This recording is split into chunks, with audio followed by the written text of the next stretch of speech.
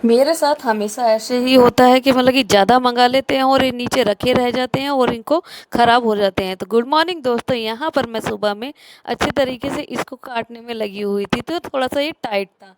तो सोचा यार इसको क्या क्या ही किया जाए, तो फिर मेरा मतलब कि मेरा तो आइडिया नहीं आया। हस्बैंड ने बोला यार इसका क्यों इस तरीके से काट के कर रहे हो, और मतलब कि सबसे इतना खाया भी नहीं जाएगा, अच्छा भी उतना नहीं लगेगा, थोड़ा-सा कच्चा है तो इसका ऐसा करो शरबत सा बना लो। तो फिर मैंने सोचा हाँ यार कह तो सही रहे हैं, तो मैं भी लग गई उसी की तैयारियां यहाँ पे करने के लिए। इसके अंदर वैसे तो ये मीठे ही निकल रहे थे, लेकिन आज पता नहीं क्यों ये कच्चे से हल्का सा मतलब उतना मतलब कि लूज से नहीं थे। तो फिर हम भी लग गए थे इसको करने के लिए, ना ही तो ईवान खा रहा था और ना ही विहान खा रहा था। तो फिर यहाँ पे आई तो और कहने लगे चीनी मत डाल देना इसके अंदर। फिर मैंने कहा क्या डालना है, कहने लगे खजूर और किशमिश जो ला के रख रखी है वो ही डालना। तो यहाँ पे मैं इसका शरबत बढ़िया तरीके से बना रही थी, और मतलब कि चीनी वगैरह हमने यूज़ ना करके इसी में हमने इसको ही कर दिया था। और मम्मी हँस रही थी क्योंकि मैंने बिना बर्फ़ का ईवान के लिए निकाला था, तो मम्मी ने पी लिया गलती से, तो मैंने कहा चलो कोई नहीं।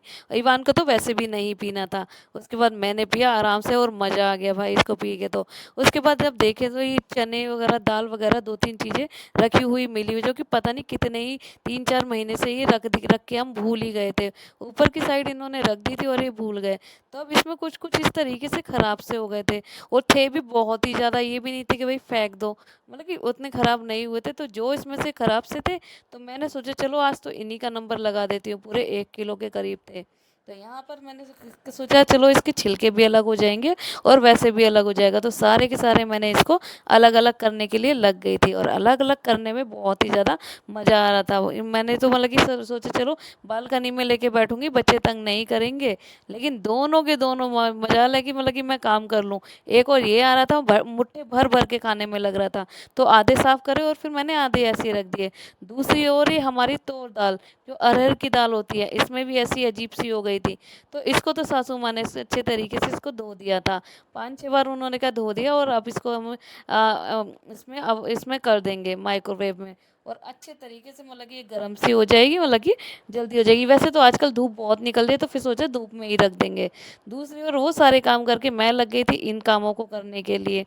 तो यहाँ पे मैंने उड़द की दाल भिगोई थी, तो सोचा चलो इसकी छोटी छोटी पकौड़ियाँ बना के दही वगैरह में डाल देंगे और कुछ की सब्जी बन जाएगी। तो बस बढ़िया तरीके से मैं वो ही करने में लगी हुई थी, और बहुत ही ज़्यादा मज़ा आता है मुझे तो इन सब चीज़ों को करने के लिए। तो बस मैं भी लग गई थी इन सब चीज़ों को करने के लिए।